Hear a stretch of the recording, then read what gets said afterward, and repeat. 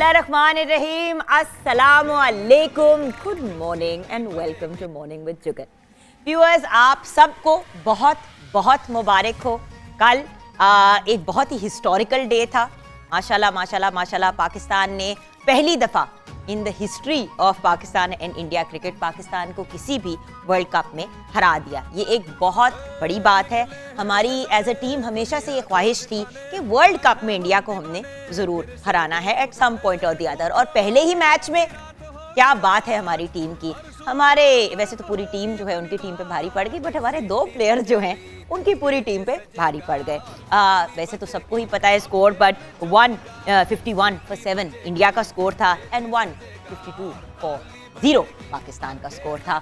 What a match, unbelievable. और इतना जश्न और इतनी इंजॉयमेंट, क्या ही बात है। अच्छा व्यूअर्स, मैं क्या बात करूंगी, दो बहुत बड़े क्रिकेट फैंस भी हमारे साथ हैं, बट क्रिकेट फैन से ज़्यादा एक ऐसे एनालिस्ट, एक ऐसे जर्नलिस्ट और एक ऐसी पर्सनालिटी जिनकी वजह से मेरा मॉर्निंग शो का करियर जो है वो प्रॉपरली टेक ऑफ किया। हर फोरम पे मैं हमेशा इनकी बात ज़रूर करती हूँ, क्योंकि ही इज़ समवन जो मीडिया के बहुत से लोगों के पीछे एक बहुत मेजर सपोर्ट रहे हैं। और वो जो कहते हैं ना, बेलॉस सपोर्ट, अपना इनका कोई गेन नहीं होता, लेकिन कोई भी शख्स अगर इनको रीच आउट करे या इनको महसूस हो कि किसी के अंदर टैलेंट है, तो वो डेफिनेटली उनको ऐसी जगह पे ज़रूर पहुंचाते हैं कि इंसान इस्टेब्लिश हो जाता है। इतने ज़्यादा लोग हैं जिनको इन्होंने एक तरह से लॉन्च भी किया, करियर की राइट डायरेक्शन में डाला। मैं बड़ी तंग थी ड्रामों की दुनिया में, बहुत ज़्यादा टाइम मेरा कंज्यूमिंग हो जाता था। हमजा छोटा था और मैं कुछ ऐसा करना चाहती थी जिसमें मैं बच्चे को भी टाइम दे सकूं और अपने घर को मैनेज कर सकूं और साथ में मीडिया के अंदर इन्वॉल्व रहूं। तो एक ऐसे शख्स जिनको जब भी मुश्किल वक्त आता है, कोई ऐसी मोमेंट होती है, सबसे पहले उनका नाम ही जहन में आता है और उनको मैं कॉल करती हूँ। तो मैं बात कर रही हूँ हमारी इंडस्ट्री के, अगर मैं कहूँ कि सुपरस्टार और किंग मेकर, तो ये बात गलत नहीं होगी, ताहिर सरवर मीर को। Let's welcome him to the program. अस्सलाम वालेकुम जी, कैसी हैं आप? पैट ऑन द बैक एक दे दे, आपको पता है आपसे लेना बहुत जरूरी होता है, फिर मेरा करियर सही चलता रहता है। आइए ताहिर साहब। एंड दूसरी पर्सनैलिटी मेरी फेवरेट पर्सनैलिटी है, इसलिए क्योंकि आज मैंने फैसला किया है कि हमारी टीम में दो लोग क्रेजी क्रिकेट फैंस हैं। एक तो ऑफ कोर्स अहमद हाशमी साहब, हमारे producer, and then Naimul Hasan. तो अहमद हाशमी साहब क्योंकि बैठे हुए हैं पैनल पे, तो उनको नहीं बुला सकते, लेकिन नईमुल हसन को मैंने ज़रूर बुलाना है। हमारे प्रोड्यूसर हैं, A+ की फैमिली का बहुत ही इंपॉर्टेंट हिस्सा है, और इस वक्त purely as cricket fan and cricket analyst हमारे साथ है नईमुल हसन। आइए आइए।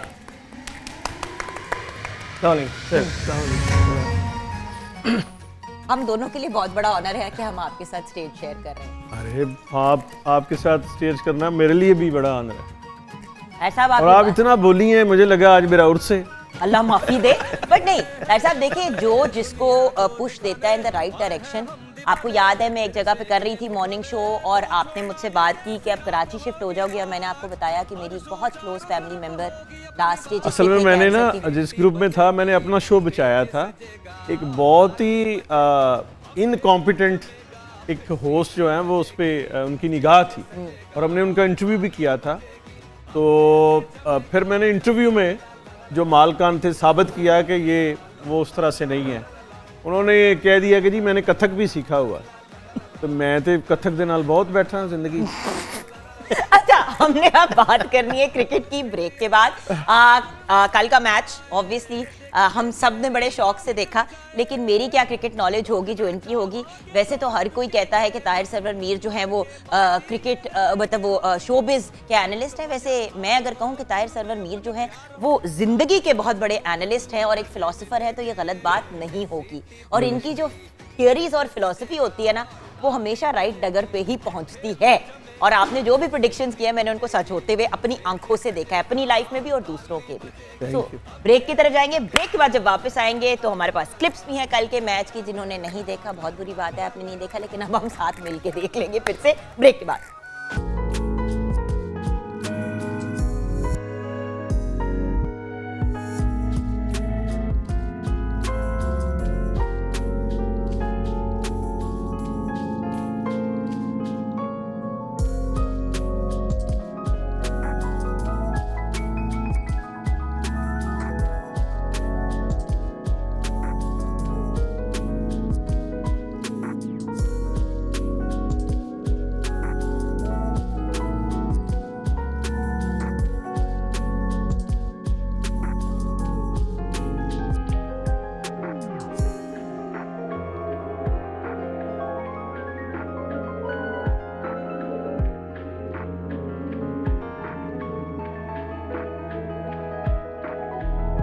Welcome back from the break viewers. कल मैंने भी ओवर एक्साइटेड होकर ना ट्वीट कर दिया कि हम जीत गए। उसके बाद फिर मैंने एक चीज़ लिखी जो मेरे बहुत प्यारे, मेरी सिस्टर इन लॉ, मेरे नंद के जो हस्बैंड है शाह भाई ने हमारे फैमिली ग्रुप में कहा कि हमें क्रिकेटिंग वर्ल्ड ने शन कर दिया, नो IPL, न्यूजीलैंड और इंग्लैंड ने कैंसिल कर दिए टूर्स। पाकिस्तान को अंडर एस्टिमेट नहीं करना चाहिए। बड़ी ही उन्होंने सही बात कही और मैंने उन्हीं का कहा कि एज माई शाह भाई सेड ये, तो कल मैंने ये भी ट्वीट किया। और बात ये है कि व्यूअर्स, हर बंदे का यही ओपिनियन है कि एक अंग्रेजी का वर्ड होता है अंडरडॉग। पाकिस्तान को हमेशा अंडरडॉग कंसिडर किया गया है और ये एक बहुत ही ट्रैजिक बात है।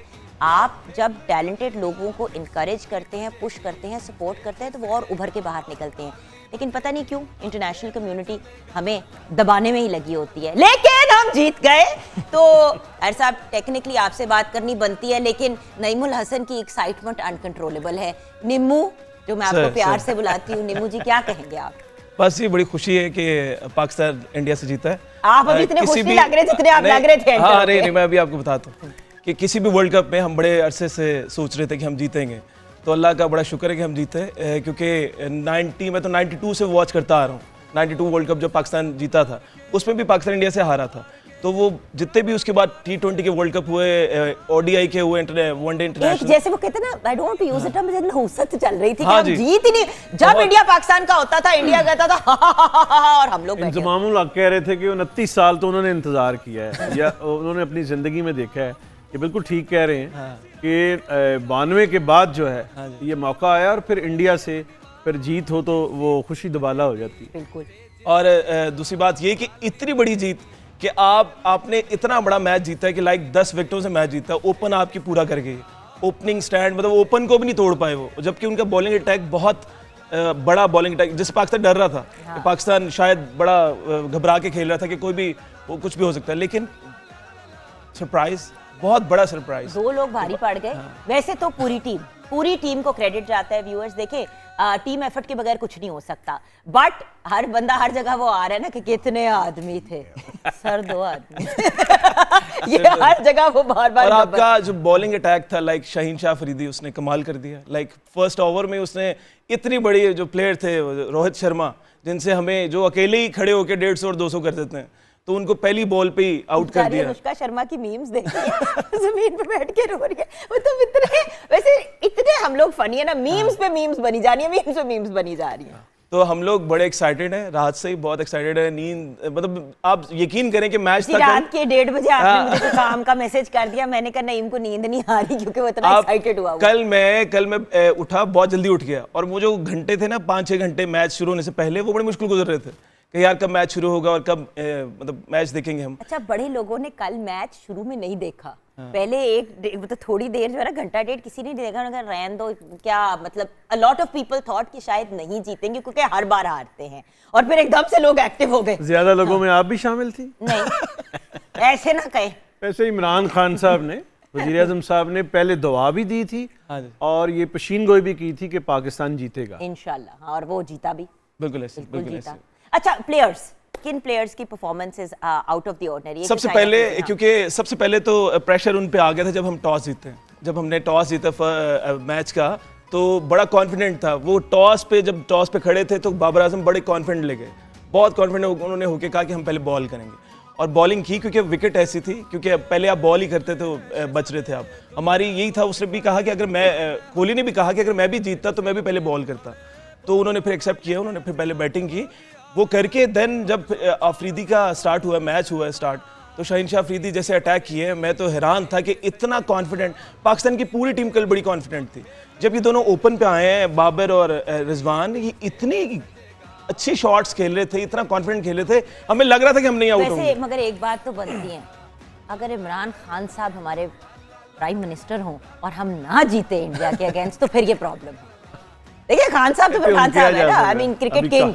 बिल्कुल सही है, और इमरान खान साहब खुद भी तो, और उनकी तस्वीरें भी है, वो हम आपके साथ शेयर कर रहे हैं व्यूअर्स। खान साहब जब मैच देख रहे थे, और बड़ा मुझे प्यारी लगी बात कि हाथ में तस्वीर थी। ये बड़ी चीज़ें मैटर करती हैं साहब, मुझे ये बातें बहुत मैटर करती है कि दुआ गो सिर्फ दिल से नहीं, बट ऑल थ्रू, अमल भी कॉन्स्टेंटली। और ये मत भूलिए कि आपने उम्रा भी किया, अभी बिल्कुल Exactly, मैच से कुछ दिन पहले ताज़ा दुआ लगी। ताज़ा दुआ लगी है, ताज़ा दुआ लगी है। अच्छा एक चीज़ देखिए, इंडिया के एंड से भी बड़ी अच्छी उन्होंने स्पोर्ट्समैनशिप का मुजाहरा किया मैच के बाद। एग्जैक्टली वो मुझे चीज़ बहुत ही अच्छी लगी। बहुत अच्छा उसने, जब उसने उसका बड़ा अच्छा जस्टर था जब जीते हैं आप, तो रिजवान को उसने हक किया, उसने शेक हैंड किया बाबर से, विराट कोहली ने। तो ये एक अच्छा सा नो डाउट, लेकिन उनका जो मीडिया था वो आपको पता ही है, जैसे भाई वो जोश जो था, मर्जी करे, हाँ। देखिए हो तो मीडिया खराब करता है प्लेयर्स को, प्लेयर्स आपस में ठीक होते हैं। अभी देखें ये तस्वीरें आई हैं ज़हीर अब्बास साहब, सुनील गावस्कर और जो उनके फास्ट बॉलर हैं जी कपिल शर्मा, कपिल देव sorry, कैप्टन जो कैप्टन थे किसी वक्त, तो वो सारे ये मिलते रहते हैं और हमसे शेयर भी करते हैं। जेड़ा है ना ट्विटर पे, सोशल मीडिया पे और मीडिया पे, हमारा मीडिया जो है कंपैरेटिवली उनसे बेहतर है इंडिया से, जिसमें जो है वो स्पिरिट भी है। वो उनको जब जीते तो कुछ लोग जो है एनालिसिस करते हुए वो फेयर रहते हैं। हाँ जी। इंडिया जो है वो, मैं आपको पता है बहुत दफ़ा गया भी हूँ, तो वहाँ उनमें जो है और वो, आपकी तो अगर शोबिज की बात करें तो हॉलीवुड, बॉलीवुड एंड हॉलीवुड तीनों जगह आपकी बड़ी स्ट्रॉन्ग होल्ड है। ये हॉलीवुड तो तुझसे ज़्यादा खिंचती है नहीं, वहाँ पे भी वो आपका मैं exposure गया बड़ा हूँ, रहा है। काम भी हाँ। किया है, लेकिन जो कॉन्स्टिट्यूएंसी है वो यही रही है। South Asian। और इसमें जो ये लोग हैं, अब तो बहुत सारे अरसे से, बल्कि शुरू से ही आप देखें कि फजल महमूद साहब जब क्रिकेट खेलते थे, और पाकिस्तान में इंडिया में एक शोबिस से बड़ा मिलान रहा है। ये बड़े स्टार जो हैं करीब रहे हैं, इनकी दोस्तियां भी रही हैं और इनको शौक बड़ा होता है क्रिकेट देखने का। मेरा ख्याल है मुझे कोई आर्टिस्ट ऐसा मिला नहीं जिसको क्रिकेट का शौक ना हो, और ये बहुत बड़ी जीत है। और अच्छा, कल की मोमेंट्स, जी। कल से सबसे एक्साइटिंग मोमेंट क्या थी?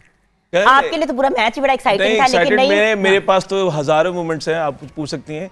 तो फर्स्ट मोमेंट तो वही थी जब टॉस जीते, अब टॉस जीत के आप लोग बड़े कॉन्फिडेंट हो गए थे, और फर्स्ट ओवर में जब उसने रोहित शर्मा को आउट किया है, वो बहुत बड़ी मूवमेंट थी कि वो बहुत बड़ा प्लेयर था।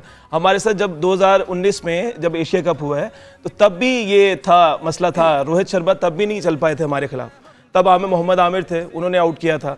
इस दफ़ा जब उन्हें शाहीन शाह अफरीदी आए इतनी फॉर्म में, पता पाकिस्तान की पूरी टीम कल ऐसी लग रही थी, बड़ी कॉन्फिडेंट लग रही थी, क्योंकि हम लोग पहले से बड़ा कंफ्यूज थे, क्योंकि वर्ल्ड कप का एक प्रेशर होता है। वर्ल्ड कप का एक ऑलरेडी वर्ल्ड कप बड़ा फिर प्रेशर इंडिया का कर लें हाँ तो जी, दो अच्छा exactly। हो गया। एंड दूसरी बात, आई थिंक एक तीसरी बात, जो आपका पहला मैच होता है ना, वो आपके लिए बड़ा इंपॉर्टेंट होता है। वो आपकी या तो कॉन्फिडेंस को बिल्ड करता है या ब्रेक करता है, एग्जैक्टली और उसी के ऊपर फिर एक थीम चल पड़ती है। जी, जी। वही वाली चीज है ना, जो पहला कदम उठाता है इंसान, जिस तरह बच्चा भी अपना पहला कदम उठाता है, अगर वो पहले कदम पे ही गिर जाता है तो फिर वो अगली बार कदम उठाते हुए जरा घबराता है। Exactly। बट माशाल्लाह वो हमारा पहला जो स्टेप रहा है वो बड़ा ही पॉजिटिव रहा है। ये अल्लाह का शुक्र है, अल्लाह का बड़े मार्जिन से जीते हैं, ये देखिए ना जी, अगर तो फंस के जीते मैच तो वो हो जाता है, वो लोग इंटरेस्ट तो देखते हैं, मैच वो भी बड़ा होता है, लेकिन इतने मार्जिन से, इतना आसानी से, और इंडिया और पाकिस्तान का प्रेशर जो है, वो बड़े बड़े अजीम प्लेयर जो हैं वो माजी में लेते रहे हैं, और एक बहुत एक खास मैच होता है, बहुत खास मैच। तो ये बहुत बड़ी जीत है, वाकई बहुत बड़ी जीत। कल एंड में क्या कहेंगे नईम आप? बस मैं अपने घर वालों को कह रहा था अपने कल रात को, मैंने कहा यार मैच देखने में मजा ही नहीं आया। कहते क्यों नहीं मजा आया? मैंने कहा यार मैच फंसा ही मैच फंसा ही आपने नहीं, जीत ली है। सच्ची बात है। जिस तरह कभी झारे ने गोगे को गिरा लिया ना 54 सेकंड में, तो लोग अभी सीटां च बह रहे सन, तो लगे कि मैं मजा ही नहीं आया। यही होया कल। इसी नोट पे thank you so much Naimul Hasan for being on this platform. अपने प्रोड्यूसर के साथ वैसे ही शो करते हुए इंसान की रूह कांपती है, क्योंकि जो भी है बॉस इज बॉस। हम अब और एक और बॉस भी सामने बैठ गए, लेकिन अब हम नीमू को भेज रहे हैं ताकि मेरा प्रेशर कम हो जाए। और ब्रेक के बाद हम ट्रिब्यूट पेश करेंगे एक ऐसी अजीम हस्ती को हु इज, मतलब अब वो दुनिया में नहीं है, उस दुनिया से तो रुखसत हो गई हैं, लेकिन अगर हम उन्हें लिविंग लेजेंड कहें तो ये गलत बात नहीं होगी, क्योंकि वो आज भी हमारे दिलों में, हमारी रूह में, हमारे सोल में जिंदा हैं। और उनको ट्रिब्यूट पेश करते हुए आएंगी ब्रेक के बाद हमारे मुल्क की एक सुपरस्टार, जिन्होंने उनको बहुत दफ़ा ट्रिब्यूट्स पेश किए हैं, कवर्स परफॉर्म किए हैं in her own right. She is a great star, और उनका सॉन्ग सुनते हुए ब्रेक से आएंगे।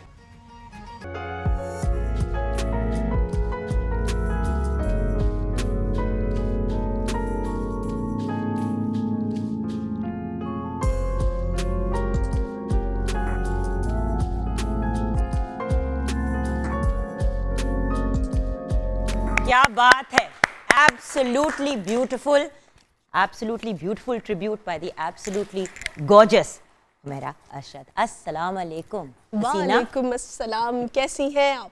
मैं ठीक हूँ. मुझे पता है आपकी तबीयत नहीं ठीक, और आज क्योंकि हम ट्रिब्यूट पेश कर रहे थे और आप स्पेशली बीमार होने के बावजूद आई हैं. थैंक यू, इसीलिए I so much. I really appreciate that. क्योंकि व्यूअर्स, जब मैंने मतलब पता चला कि मैं चीज़ नॉट फीलिंग वेल, तो उन्होंने कहा मेरी तबीयत नहीं ठीक, लेकिन मैं आऊँगी क्योंकि आज हम एक बहुत इंपॉर्टेंट चीज़ करने जा रहे हैं. So I really appreciate that. I mean this is हमारे सीनियर्स की रिस्पेक्ट जो हमारे जूनियर्स देते हैं हमारे सीनियर्स को. बिल्कुल. और सीनियर्स की मैं इसलिए भी आज आई कि सोशल मीडिया पे मैंने कुछ क्लिप्स भी देखे थे ऐसे वायरल, जिसमें हमारे जो सीनियर्स हैं, आजकल लोग जो हैं वो ऐसे बात कर देते हैं कि जैसे कोई उनकी रिस्पेक्ट ही नहीं है, या बात करने वाले बंदे की बहुत रिस्पेक्ट है, लेकिन जिसके बारे में बात हो रही है शायद उसकी कोई वैल्यू नहीं है, या जो भी बंदा मुंह उठा के बात कर देगा तो वो मुझे तो बिल्कुल नहीं. मैं इसलिए भी आई कि यही ना हो कि लोग यही समझें कि शायद सारे ही आर्टिस्ट जो हैं वो ऐसे हैं जो अपने सीनियर्स को डिसरिस्पेक्ट करते हैं. तो मैं एक ट्रिब्यूट भी, रिस्पेक्ट भी देने के लिए मैडम जी को यहाँ पे आई, क्योंकि मेरा तो पहला सॉन्ग ही जो था, मैं आज हुमैरा अरशद बनी, तो मेरा पहला जो सॉन्ग था वो मैडम जी का गाना था. और मेरे जैसी कई सिंगर्स, हज़ारों की तादाद में सिंगर्स होंगी. मैडम जी को इतना अरसा हो गया उनकी डेथ हुए हुए, तो इतने अरसे में पता नहीं कई हज़ार सिंगर्स होंगी जो मैडम जी की के गाने गा के वो सिंगर्स बन गई. तो ऐसी हस्ती जिसको अल्लाह इज़्ज़त दे, तो ऐसे दो चार मतलब लोग जो हैं ऐसी बात कर भी दे तो उनके लिए अच्छी बात नहीं है. हम तो एक ऐसी सोसाइटी से बिलोंग करते हैं तार साहब, जैसे कि मैं आपके बारे में हमेशा एक बात कहती हूँ कि एनालिस्ट बड़े किस्म के होते हैं. एक ताहिर सरवर मीर के लेवल के भी एनालिस्ट होते हैं कि एनालाइज करते हुए अगले की इज्जत गर्क नहीं करते. मतलब जब भी कोई एक टॉपिक होता है तो उस टॉपिक में जिस बंदे की बात होती है, आप उसके ऊपर एक अपना पॉइंट ऑफ व्यू दे सकते हैं, अगले को गर्क तो नहीं करना होता ना. ये जो हुमैरा कह रही हैं और जो आप बात कह रही हैं, इस पे मैंने व्लॉग भी किया है और मेरी बड़ी स्ट्रॉन्ग ओपिनियन है इस पे कि मलका तरन्नुम नूर जहाँ को डिस्कस करना. आप देखें, अली की बात हो रही है ना, अली अजमत की, तो मैं आपको बड़े गुलाम अली खान साहब की बात बताता हूँ. अच्छा. कि वो बड़े गुलाम अली खान साहब ने जब मलका तरन्नुम नूर जहाँ साहबा को सुना तो उन्हें एक सिक्का इनाम दिया और साथ में कहा कि ये मुझे मेरे उस्तादों ने दिया था अच्छा गाने पे. तो मैडम नूर जहाँ ये ख़ुद बात बताती हैं, कहती हैं मैं तो उससे पहले रियोड़ियाँ खा ली हैं, मैंने तो नहीं सी पता, छोटी उम्र सी मेरी. तो बात यह है कि वो उनकी जो कॉन्स्टिट्यूएंसी है मलका तरन्नुम नूर जहाँ की, वो बहुत बड़ी है. आप ये समझिए कि वो अपने वक्त की पॉप स्टार भी थी. इस सब कॉन्टिनेंट की पहली पॉप स्टार जो है वो, उससे पहले हमें एग्जांपल मिलती है KL सहगल की. पॉप स्टार क्या होता है? पॉप स्टार वो नहीं होता जो बेसुरा हो या ताल का उसको अंदाज़ा ना हो. पॉप स्टार वो होता है जो पॉपुलर होता है. ठीक है जी. पॉप स्टार है मोहम्मद रफ़ी, पॉप स्टार है किशोर कुमार, पॉप स्टार है ये मलका तरन्नुम नूर जहाँ सबसे पहले. तो अली को अगर पूछा जाए कि वो वेस्ट और पॉप गाते हैं तो मुराया कैरी ते 5 ऑक्टेव रेंज है उसकी, विटनी ह्यूस्टन, तो तू उन्होंने कोल भी लंघे हैं. आपको क्या पता है गाने का? आपने पहले बाल बढ़ा के गाने शुरू कर, और वो सारा गाना बेसुरा है इसका किसी को आप अगर प्रोफेशनल को, मुझे बात करने दें, तो ये प्रोफेशनल को किसी को पूछेंगी ना तो आई स्वेयर सारा गाना बेसुरा है. चले हम उनको भी नंबर. बात ये कि देखें, बात ये कि ताहिर साहब, ये बात मेरा पॉइंट हमेशा से ये होता है जब भी कभी किसी प्लेटफॉर्म पे होती हूँ कि जिसने गलत किया हम उस पर बात कर लेते हैं, उसमें क्या बुराइयां हैं, क्या नुक्स है, वो तो देखें ताहिर साहब वो ये मेरा ख्याल इसलिए जुगन जरूरी है कि आप जब किसी को एवेल्युएट करते हैं, हमें हमेशा अपने गिरेबान में झांकना चाहिए. गिरेबान में नहीं, फिर अपनी हैसियत देखनी चाहिए. मैं जो है खलील जबरान को कहूँ कि कुछ नहीं था, या मैं कहूँ कि सर सैयद अहमद कुछ नहीं था, रूमी कोई नहीं था, तो पहले मुझे तो देखना चाहिए ना कि मैं कौन हूँ. But you see, she wasn't just a singer. हम हमेशा जब उनकी बात करते हैं सिंगर, तो I mean she was a music director. She was a brilliant actor. एक बेहतरीन आर्टिस्ट थी, प्रोड्यूसर थी, डायरेक्टर थी, एंड एक फैशन आइकॉन थी. चिनाई तो कौन? अब जो भी मैं आपसे, हम लोग प्रोग्राम शुरू करने से पहले भी जो बात कर रहे थे, हुमैरा जी, आज भी मैडम वो जो कहते हैं कि जिस तरह मैडम जी अपनी आईज बनाती थी, विंग्ड आई लाइनर जो बड़ा इन हुआ है, वो तो मैडम जी उस वक्त कर रही थी जब किसी के वहमो गुमान में नहीं था कि winged eye liner, lashes, eye lashes, तब लोगों को पता भी नहीं था कि क्या है। आज आप देखें कितने, वही वाली बात है कि कितने लोग जो हैं इतने अरसे में, अल्लाह की कैसी उन पे ब्लेसिंग है, एक नुसरत फतेह अली खान साहब पे और एक मैडम नूर जहां पे, कि अभी भी उनके गाने जो हैं लोग रिमिक्स कर करके तो उनके गाने ऐसे लगते हैं जैसे नए हैं। और कितनी अल्लाह ताला की उन पे करम है कि वो इस दुनिया में नहीं भी हैं, फिर भी उनकी इज्जत में कोई जो है रत्ती भर भी जो है वो इधर उधर नहीं हुई। माशाल्लाह से उनकी इज्जत में इजाफा ही हुआ, रोज बरोज इजाफा, जैसे जैसे हमारे सिंगर्स आ रहे हैं। और हमें अपने यूथ को इनकरेज करना चाहिए कि वो मैडम जी को सुने। मैं अक्सर जब मेरे पास कोई यंग आर्टिस्ट आते हैं और कहते हैं कि आप भी कुछ गाइड करें, मैं कहती हूँ एक तो बेटा मैं खुद टोन डेफ हूँ, मैं आपको क्या गाइड करूँगी, मैं तो बोलती इतने बेसुरे बेहंगम अंदाज में हूँ कि गाना तो मैं क्या आपको गाइड करूँगी। लेकिन ये ज़रूर कहूँगी कि आपने जैसे कहा नुसरत फतेह अली खान साहब, मेहदी हसन साहब एंड ऑफ कोर्स मैडम जी, इन 3 लोगों को आप सुने और कुछ सीखें। ये नहीं है कि उन्हीं के अंदाज में गाएं, बट सुने। These are the people that you should look up to. बाहर की दुनिया को देखना छोड़ दो, पहले अपने मुल्क में के तो लोगों को अंडरस्टैंड करो। 1935 से शीला पिंड दी कुड़ी हाँ में जी, गाना पहली है, उनकी, और फिर 1996 तक 61 साल उनका टाइम स्पैन है। 61 साल तो लोगों की उम्र नहीं होती, 61 साल तो वो है जो सेलुलाइड पे चीज़ें हमने सुनी है। वो तो 5 साल की गा रही थी, 5 साल की मलका तरन्नुम नूरजहां, वो उस वक्त तो उनका नाम ये नहीं था, बाद में नूरजहां हुआ। तो वो 5 साल की यहाँ लाहौर में गाती थी, हैदर बांदी और उनकी बहन थी, और हिट मलका तरन्नुम नूरजहां सन, बेबी नूरजहां। तो उन पे बात करना। बट आपका असल नाम तो अल्लाह वसाइद रखाया था जी, ना, जी, कि पेरेंट्स ने। अच्छा खैर, हम व्यूअर्स ब्रेक की तरफ जाएंगे। ब्रेक के बाद जब वापस आएंगे तो ऑफकोर्स मैडम जी से रिलेटेड मजीद और बातचीत करेंगे, और ऑफकोर्स इस चीज़ पे भी डिस्कशन करनी ज़रूरी है कि अपने किसी भी लेजेंड को ट्रिब्यूट पेश करने का सही तरीका क्या है। और स्पेशली हुमैरा जी का ओपिनियन मैं इस पर चाहूँगी, बिकॉज माशाल्लाह now she is at a level where people look at her as a senior, क्योंकि आप भी बिल्कुल you were a baby when you also started singing, तो अब एक अरसा आपने भी इस मीडिया में गुजारा है। so you know, कल को हम जब ना रहेंगे तो कैसे चाहेंगे कि लोग हमें याद करें? आपको ही करेंगे, हम लोग तो दूसरा किस्म का काम करते हैं, पता नहीं लोग नहीं, सबको ही याद रखते हैं लोग, अल्लाह करे कि याद रखें। ट्रेजिडी सबसे बड़ी आर्टिस्ट की या किसी भी मीडिया की पर्सनैलिटी की ये होती है कि अगर आप किसी की मेमोरी में ना रहें, और मैडम जी वो तो रहते वक्त तक हम सबकी मेमोरी में रहेंगे। ब्रेक के बाद वापस आते हैं।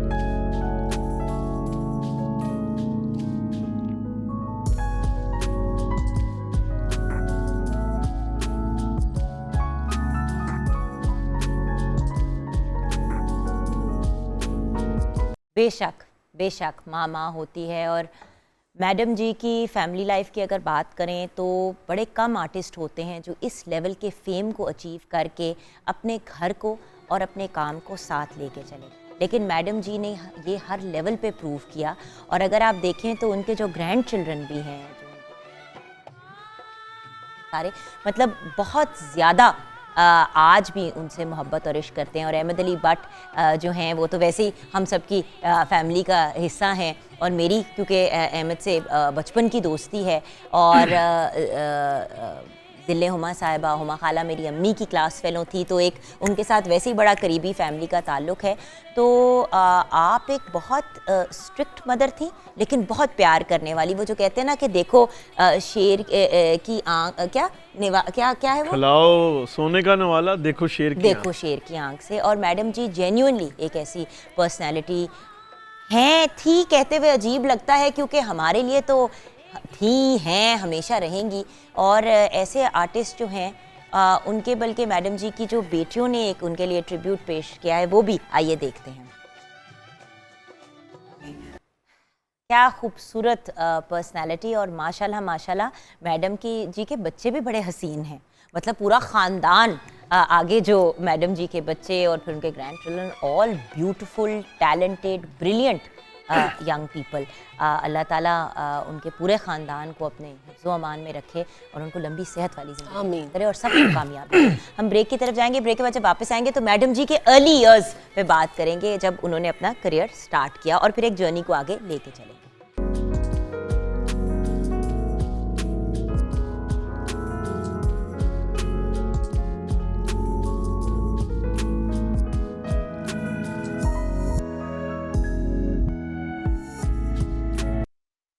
कौन है इस दुनिया में जो मैडम जी की तारीफ़ नहीं कर सकता और नहीं करता? यही तो बात है। जिनको दुनिया जहान, local, international, across the border her artist जिनकी फेम को और उनके टैलेंट को तस्लीम करता है, रिकग्नाइज़ करता है और बल्कि अपने आप को बड़ा लकी वो लोग कंसिडर करते हैं जिनकी उनसे एक मुलाकात भी रही हो और जो उनसे सीखे हैं या जिन्होंने उनके साथ काम किया है उनकी तो वैसे ही किस्मत बहुत अच्छी है। अर्ली ईयर्स की कुछ बात करते हैं अतार साहब। देखिए ये मैंने शुरू में तो आपने टच कर दिया कि जब वो बिल्कुल बच्ची थी, 5 साल की थी, तब उन्हें शुरू, जरा आगे जो आपको एक एक्सक्लूसिव बात बताता हूँ।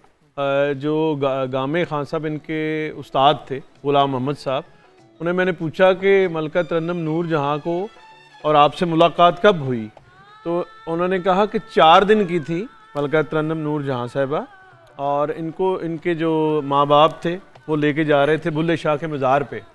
तो जो होती है ना झांड उतरनी, उस दिन जो है उन्होंने देखा था गामे खान साहब ने, और फिर जो है वो उसी दिन उनकी शागिर्दी में आ गई क्योंकि वो गाने बजाने की फैमिली से थी, फनकार घराने से थी। तो ये तो मलका तरन्नुम नूर जहाँ का गाने सीखने का एक वो सीक्वेंस है कि वो बचपन से ही गाना सीख रही थी। ठीक है। फिर 5 साल की मैंने आपको अर्ज़ किया कि वो गा रही थी और सुपर हिट हो गई थी। फिर वो कलकत्ता गई, उनके मामू थे, उन्हें कलकत्ता, पहले तो बम्बई से पहले कलकत्ता में इंडस्ट्री थी जब ये हिंदुस्तान पाकिस्तान एक था, तो वहाँ उनसे मुलाकात हुई मुख्तार बेगम से। मुख्तार बेगम जो है वो उस वक्त की नूर जहाँ थी, और फिर मैडम नूर जहाँ ख़ुद भी कहती थी और उनकी बेटियों ने भी ये हिना और टीना और मीना ये बताती हैं, इन्होंने बताया है कि वो जो फैशन उन्होंने कैरी किया, जिसकी बात हमेरा ने भी की, आपने भी की, तो वो देखें हर काम को सीखने पे बिलीव करती थी। उन्होंने मुख्तार बेगम से सीखा, फिर एलिज़ाबेथ से सीखा जो अमेरिका में बहुत बड़ी ब्यूटिशियन थी, उनको उसका फ्यूजन किया ईस्ट का और वेस्ट का, जो उस पर रिसर्च हो रही थी और उस पर काम हो रहा था। तो मैडम जी फैशन आइकॉन जैसे आपने कहा, तो फिर कलकत्ता में पूरे झंडे गाड़ के वहीं उनका नाम जो है नूरे जहाँ रखा गया। पहले बेबी नूर जहाँ रही, फिर नूर जहाँ बनी, और उसके बाद वो बम्बई आई। फिर ये दिलीप कुमार साहब जो कह रहे हैं जुगनू वाला सीक्वेंस जो है वो बम्बई में हुआ, और दिलीप कुमार साहब देखें कि सब कॉन्टिनेंट में उनसे बड़ा हीरो नहीं है कोई, वो मैडम नूर जहाँ के जूनियर हैं, और उसी घर से उनको भाग लगे हैं। यानी शौकत हुसैन रिजवी साहब वो डायरेक्टर थे, प्रोड्यूसर थे, और मलका तरन्नुम नूर जहाँ उनकी वो थी, हीरोइन थी, और काम भी एज एक्ट्रेस भी बड़ा बारीक काम किया है। अच्छा, एक्ट्रेस की तरफ आएंगे। हुमैरा जी, मैं आपसे ज़रूर बात करना चाहूँगी कि आपने अपने करियर का आगाज़ मैडम जी के ही सॉन्ग से क्यों किया? यू वर यंग, मतलब वेरी वेरी यंग, खुद बीइंग वेरी, मतलब अभी टीन्स भी नहीं आपने हिट किए थे, ना आपने एक सॉन्ग गाया। अब उस एज पे क्या आपको सेंस थी मैडम जी की? अच्छा, क्योंकि मैं बड़ा एक ब्लंट सा सवाल पूछ रही हूँ। बिल्कुल। मतलब उस एज पे कहाँ समझ आती है? उस वक्त तो आपको बस टीटी टाटा पीपी पापा चाहिए होता है। तो और मैडम बड़ा मुश्किल गाना सिलेक्ट कर लिया। बिल्कुल। उस वक्त क्योंकि मेरी वालदा ज़ाकरा है, मजालिस पढ़ती थी, मैं सोस खानी उनके साथ ही करती थी, नाते पढ़ती थी। तो सच वैसे तो बताऊँ, मुझे गाने की इतनी सेंस नहीं थी क्योंकि अम्मी के साथ ही पढ़ के, वो जो तरन्नुम में पढ़ती थी उन्हीं के साथ ही पढ़ के, तो ये सारा था। फिर हम लोग मैं अपने स्कूल की तरफ से एक प्रोग्राम होता था म्यूज़िक चैलेंज, उसमें मैंने वो प्रोग्राम में हिस्सा लिया और वो प्रोग्राम मैंने विन कर लिया। तो उसके लिए ज़ाहिर है इतने सारे जो थे और लोग भी जो गाने गा रहे थे, तो फिर वहाँ मैंने मैडम जी के मुख्तलिफ गाने गाए और वो जितने भी प्रोग्राम थे वो सारे मैंने विन करके फाइनल भी मैंने विन किया। मैं बात कर रही हूँ रिकॉर्ड जब बंदा गाना, यही आपको बताने लगी हूँ। उसके बाद जब हम लोग पीटीवी पे गए तो पीटीवी पे फिर फ़ारूक बशीर साहब मुझे मिले और उन्होंने, हम वैसे तो वहाँ पे पढ़ने के लिए गए थे, फिर उन्होंने मुझे पहचान लिया। उन्होंने कहा आप वो हैं जो वहाँ पे आपने वो मुकाबला विन किया था। मैंने कहा हाँ जी। कहते आप एक ना प्रोग्राम हो रहा है उसमें आप गाओगे। तो उस टाइम तो गाने का वो जहन में ही नहीं था, घर की तरफ से पाबंदियाँ थी, सब कुछ था कि यार नहीं गाना। तो मैंने कहा जी, मुझे बड़ा शौक़ था, मैंने कहा जी मैं गाऊंगी। तो उन्होंने कहा फिर एक सॉन्ग है, क्योंकि मैंने तुम्हारे टोन सुना है तुम्हारा और गाने सुने हैं तुम्हारे, तो तुमने बड़ा अच्छा गाया। तो एक सॉन्ग है सदा हूँ अपने प्यार की, वो हम लोग कर रहे हैं ईद शो, तो वो आपने परफॉर्म करना है। तो अब मैंने ये गाना नहीं सुना हुआ था, मैंने अपनी वालदा साहिबा को कहा, मैंने कहा अम्मी वो इस तरह कह रहे हैं। अम्मी कहते तुम फिक्र ना करो, मैं तुम्हें याद करवाऊंगी। ये जो गाना मैंने गाया है सदा हूँ अपने प्यार की, मैंने एक दफ़ा भी मैडम जी का गाना नहीं सुना था, मेरी वालदा ने सुन के मुझे याद करवाया ये गाना। और सेम टू सेम जैसे उन्होंने मतलब मुझे रियाज करवाया, जैसे उन्होंने याद करवाया, तो वैसे ही सेम टू सेम मैंने परफॉर्म किया।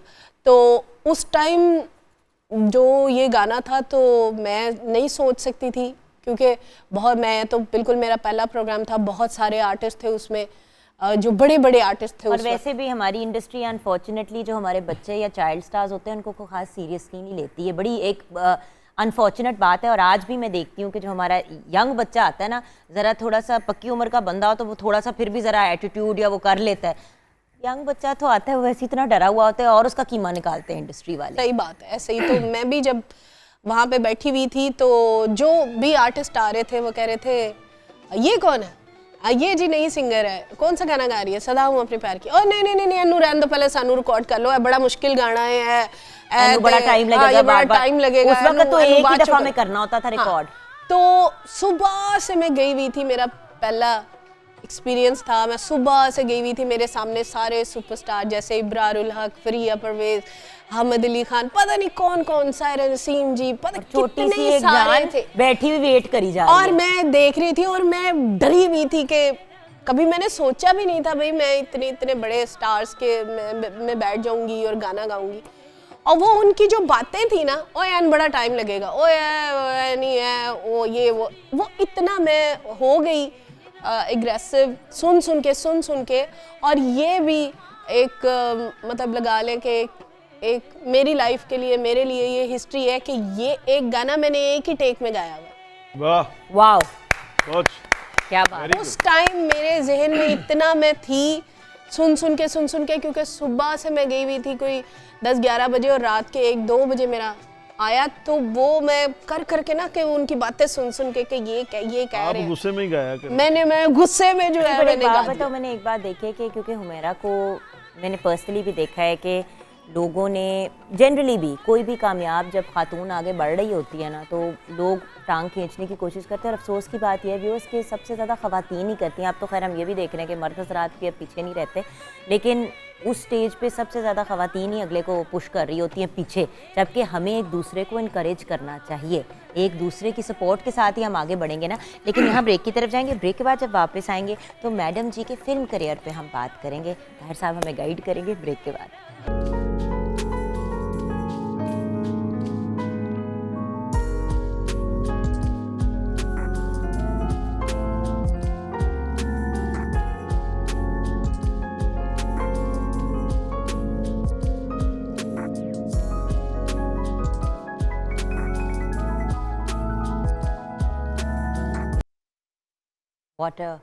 What a woman. I mean, Lata ji को भी अगर आप देखें तो what a woman. और अगर आप देखें तो उनके मुंह से इतनी तारीफ़ सुनना मैडम जी की, एक्चुअली हम्बलनेस यही होती है जिसको हम आजिज़ी कहते हैं, कि आप रिकग्नाइज़ करें उन लोगों को जिनसे आपने एक लफ्ज़ भी अगर आपने किसी से सीखा तो वो आपका उस्ताद है। और जैसे कि मोहब्बत कैसे कहना है, उसको अदा कैसे करना है, वो उन्होंने मैडम जी से सीखा। ये देखिए कि कितनी आप जैसे बता रही हैं कि लता मंगेशकर साहबा एक्सीलेंस की पीक है, मेराज पे हैं। वो ना सिर्फ सीखा, अपना उस्तानी मानती हैं, उस्ताद मानती हैं, और उनकी जूनियर एज एक्ट्रेस भी रही हैं, एज सिंगर भी रही हैं। और अपने ये जब कह रही हैं 60+ हैं, वो ये नहीं कि जूनियर KG लोअर में है तो उस वक्त कह रही हैं, जब अपना इनिंग्स खेल के और अपने वो एक्सपीरियंस शेयर कर रही हैं। उस वक्त कह रही हैं कि मलका तरन्नुम नूरजहां से मैंने ये सीखा। एक्चुअली हम एक ऐसी इंडस्ट्री में रहते हैं जहाँ पे सीनियर को एकदम से लोग एज फैक्टर में ले जाते हैं। अब कुछ ऐसे भी आर्टिस्ट हैं, क्योंकि मैंने तो 24 की एज पे एक्टिंग शुरू की पाकिस्तान में, राइट, 24 साल की उम्र पे। अब कुछ लोग हैं जो मेरे से पहले की एक्टिंग कर रहे हैं लेकिन एज में मेरे से कम है। टेक्निकली वो मेरे सीनियर है लेकिन उम्र में मेरे से कम है। सीनियर की जब हम बात करते हैं ना व्यूअर्स, ये बात मैं एक्चुअली क्लियर और आम करना चाहती हूँ इंडस्ट्री में कि सीनियर वो होता है जिसका काम का एक्सपीरियंस ज़्यादा होता है। अब जिसने 5 साल की उम्र पे एज चाइल्ड स्टार स्टार्ट किया, अगर वो 25 साल का है और उसके साथ अगर कोई 40 साल की खातून खड़ी हुई है और उसने सिर्फ 8 साल काम किया है, तो उसकी वो 25 साल की लड़की सीनियर है, काम में सीनियर है। सीनियर को हम सीनियर सिटीजन में ले जाते हैं ना बेवकूफ़ों की तरह, विच इज़ सिली, क्योंकि एक्चुअली ये भी एक टांग खींचने का तरीका है, एज फैक्टर्स। लेकिन मैडम जी ने हर एज की ग्लास सीलिंग को तोड़ दिया। वो उतनी ही ग्लैमरस थी अपने लास्ट डेज में जितनी वो अपने यूथ में थी। एक मैंने एक कॉमन मेरी ऑब्जर्वेशन है कि जिस सरबराह मुल्कत यानी सदर, वज़ीर आज़म, आर्मी चीफ ने, अगर तस्वीर आप दोनों ने देखी होगी, वो तस्वीर जब परवेज़ मुशर्रफ साहब सदर नहीं थे लेकिन आर्मी चीफ थे वो मुल्क के, वो मैडम जी की खबर लेने गए थे कराची। आप वो देखिए, पिंक मैडम ने साड़ी पहनी हुई है और एक बॉडी लैंग्वेज होती है कि एक सेलिब्रिटी होती है, एक उसके साथ तस्वीर बनवा रही होती है कोई भी, मैं आप ये, तो उसमें लग रहा है कि मुशर्रफ साहब मैडम के साथ तस्वीर बना रहे हैं। और ये इम्तियाज़ और ये एजाज़ मैडम को मेरा ख्याल है सारी ज़िंदगी हासिल रहा है कि उनके साथ ही वो सूरज रही हैं और इर्द गिर्द जो हैं स्टार्स उनके, वो ग्रेविटी उनकी एक होती थी।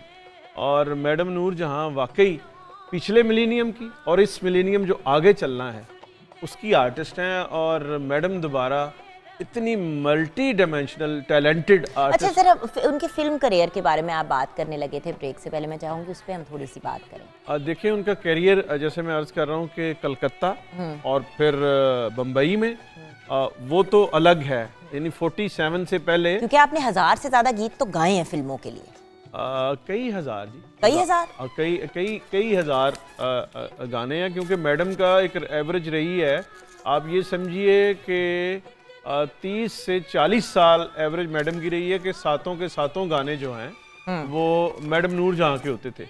और जब सुल्तान राय साहब आ गए थे तो हीरो पे गाना होता ही नहीं था, वो पूरे मलका तरन्नुम गाती थी, उनमें वो होती थी नगमा। अच्छा सॉरी, आपने 1000 फिल्मों के गाने गाए हैं, 1000 गाने नहीं गाए, 1000 फिल्मों, 1000 से ज्यादा फिल्मों के गाने गाए हैं, यानी कि और हर फिल्म में 2-3 गाने तो होते थे, तो पता नहीं 1000 हो। मैं कह रहा हूँ एवरेजली 30 से 40 साल उन्होंने 7-7 गाने भी गाए हैं और 10,000 से ज्यादा गाने रिकॉर्ड किए। बिल्कुल सही, बिल्कुल सही। आप सॉरी, मैंने अपने आप को करेक्ट करना था ना। बाज जो है ना, बाज लोग जज्बाती हो गए, कहते हैं जी 25,000 गाने, 26,000 गाने, 26,000 गाने आप अगर गिन लें तो वो जिंदगी के दिन नहीं उतने बनते। खैर ये भी बात यह है कि मलका तरन्नुम नूरजहां ने कसरत के साथ काम किया है। उन्होंने देखे कि लुडी हेजमलो भी गाई है और उन्होंने क्लासिकल जो इस तरह के गीत जो जिस तरह का हमारा अरशद ने सिलेक्ट किया और ये गाया, और इस तरह के गीत मैडम जी के भरे हुए हैं, ये नहीं कि यही गीत गाया है। चंद या टोटो देख लो, उसमें यूं जमजमे और यूं ताने फिर रही हैं कि इसीलिए मैडम की एक क्वालिटी है कि आप और मैं जो लेमैन हैं वो भी उनकी तारीफ़ करते हैं और बड़े गुलाम अली खान और अमीर अली खान वो भी तारीफ़ करें जी।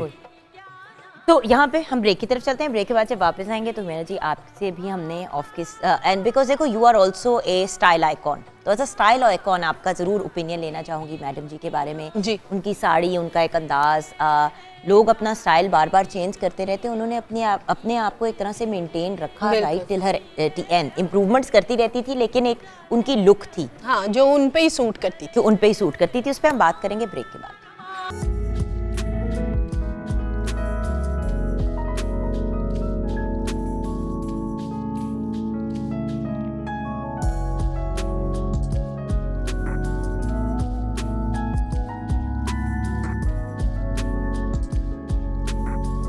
ये this is my favourite song, मैंने बड़ी रिक्वेस्ट मिन्ते समझते करके इनको बनाया है कि आई मीन सानू नहर वाले पुल ते बुला के, it's just so I mean it's, और द एक्सप्रेशन मैडम जी की एंड उनकी लुक और उनका मेकअप, अच्छा पुल कह रही हैं है जी। और सलीम इकबाल साहब है मेरा ख्याल है मौसीकार, जी प्लीज़, आप कुछ कहना चाह रही?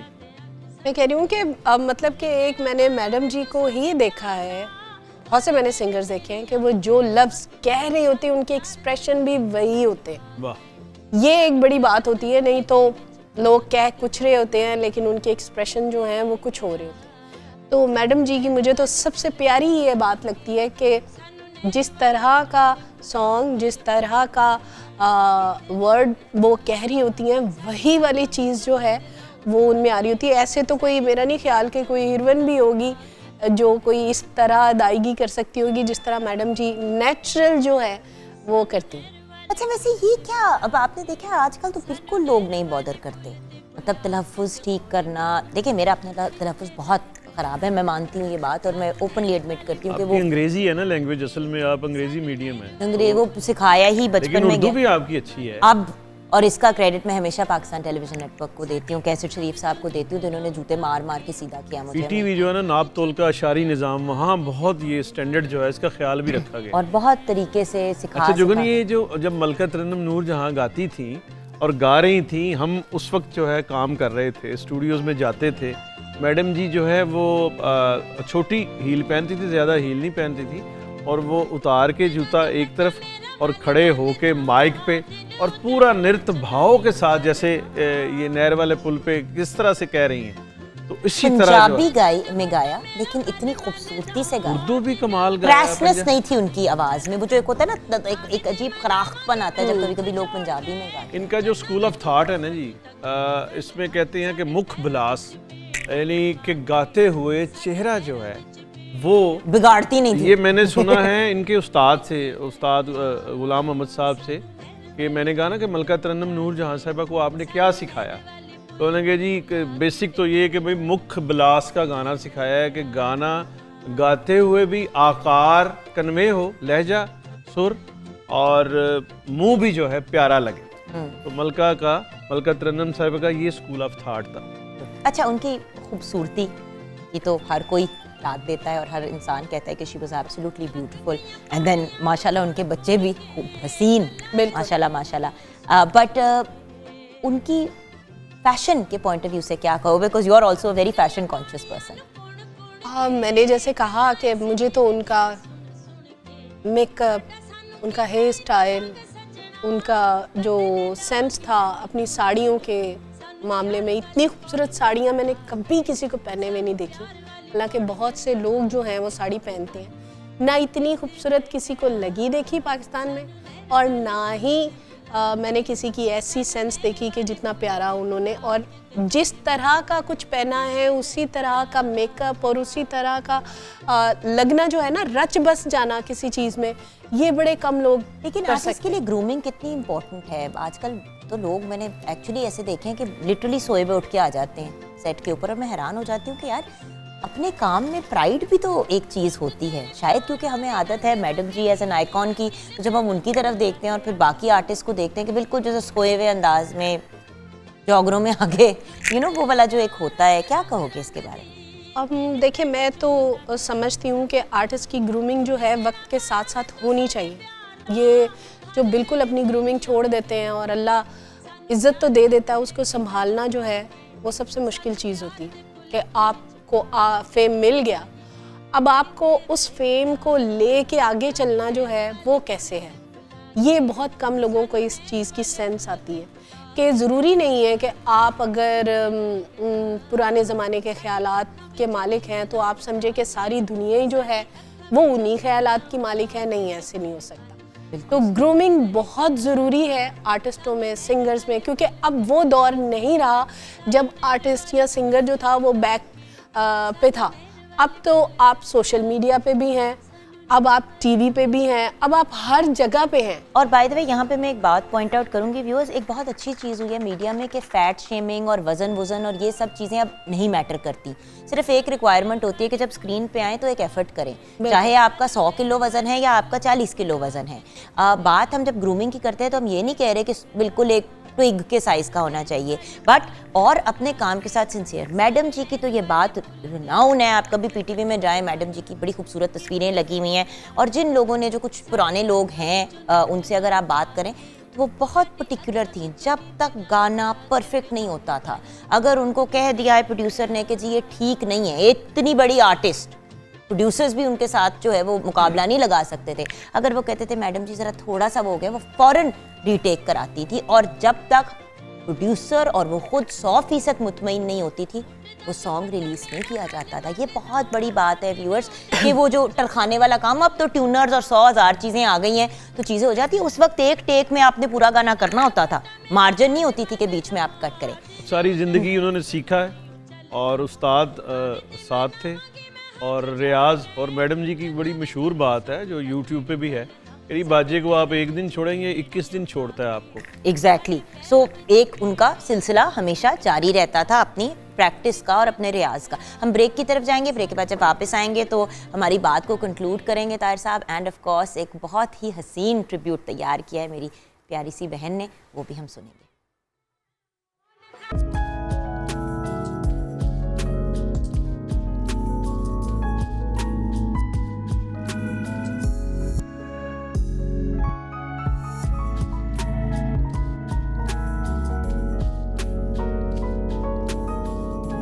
What a beautiful, beautiful woman, माशाल्लाह माशाल्लाह माशाल्लाह। इनकी ये वाली जो लुक है ना व्यूअर्स, आई मीन ऑब्वियसली उनकी हर लुक बड़ी खूबसूरत है, बट उनकी जो जब इनके लाइट बाल और मतलब बाकायदा, she looks like a beauty queen माशाल्लाह माशाल्लाह। और बिल्कुल सही गाएगी दुनिया गीत मेरे, और आज भी गाती है। एंड में आप किस तरह हमारी गुफ्तगू को कंक्लूड करेंगे? मैं अर्ज़ ये करना चाहूँगा कि मलका तरन्नुम नूर जहाँ, अभी मुझे रैंडमली ख्याल आ गया कि ये जो प्रोग्राम है तरन्नुम ख़ास तौर पे, उसका मैं रेफरेंस देना चाहूँगा कि मलका तरन्नुम नूर जहाँ साहबा ने अपने कैरियर में हर तरह के गाने गाए हैं। नीम क्लासिकल भी जिन्हें कहा जा सकता है, फिल्म तो होता ही जो है लाइट म्यूज़िक है, उसमें अगर जॉनरा एज डिस्कस करें तो मलका तरन्नुम नूर जहाँ ने जो गज़ल गाई हैं तरन्नुम ने, और इसका क्रेडिट जाता है ख्वाजा नजमुल हसन साहब को और फ़र्रुख बशीर साहब को। बहुत ही शानदार इनिंग्स है। मलका तरन्नुम उस वक्त बहुत बिजी थी, वो पीटीवी में उनका आना, यही लोग उन्हें कन्विंस करके ले आए, और फिर जो गज़लें वहाँ गाई गई हैं वो फिर आशा भोसले और आर.डी. बर्मन और लता मंगेशकर और पूरे म्यूज़िक के जहान ने उनको सुना भी है, जिसमें मैडम ने गाई थी रात फैली है तेरे सुरमई आंचल की तरह। और वो एक बहुत ही बड़ा ग्रेट आर्काइव है, ना सिर्फ पाकिस्तान टीवी का बल्कि सब कॉन्टिनेंट का। और जो आप कह रही हैं कंक्लूड करूं तो मलका तरन्नुम नूर जहाँ, जैसे कि मैंने पहले अर्ज़ किया कि पिछला मिलीनियम और अगला मिलीनियम, और पता नहीं एक मुद्दत तक मलका तरन्नुम नूर जहाँ जैसी मल्टी डायमेंशनल आर्टिस्ट जो है शायद अब दोबारा दुनिया को नहीं मिलेंगे। बेशक। और यहाँ पे व्यूअर्स मैं आपको ये भी एक टीज़र देना चाहूँगी। हमने सोचा है कि इस पूरा हफ्ता हम अपने लेजेंड आर्टिस्ट को ट्रिब्यूट पेश करेंगे। वैसे तो अगर हम सारी ज़िंदगी भी अपने आर्टिस्ट को ट्रिब्यूट पेश करते जाएं तो फोक से लेके classical to semi classical to pop, I mean इतने ज़्यादा लोग हैं। बट मुझे ख्याल आया कि सिर्फ जब डेथ एनिवर्सरी होती है या बर्थडे होती है तो हम उस दिन सेलिब्रेट करते हैं, तो हमें तो अपने सीनियर्स को हर वक्त सेलिब्रेट करना चाहिए। और मैं अपने करियर में यही मॉर्निंग शोज़ में ज़्यादा मेरी यही कोशिश होती थी कि हम उन लोगों को ट्रिब्यूट ज़रूर दें जो अब हमारे साथ तो नहीं हैं, लेकिन उनका काम जो है वो आखिरी वक्त तक इंशाल्लाह रहेगा। तो इंशाल्लाह कल भी हम ट्रिब्यूट पेश करेंगे and we will continue this process this whole week. Maina ji आपका भी बहुत बहुत शुक्रिया आज हमें ज्वाइन करने का। Thank you. You are always there for any show that I do and I love you for that. Thank you. And Tahir साहब आपने तो ये जो एक मेरा सफ़र है मॉर्निंग शोज़ का और एक अपनी फैमिली को टाइम देना और ये सारी चीज़ें जो है उसका तो क्रेडिट जाता ही आपको boss. I salute you sir, God bless you always. अब जाते जाते एक बहुत ही खूबसूरत सा आपने ट्रिब्यूट तैयार किया, हम उस ट्रिब्यूट को सुनते सुनते अपने प्रोग्राम को क्लोज करेंगे।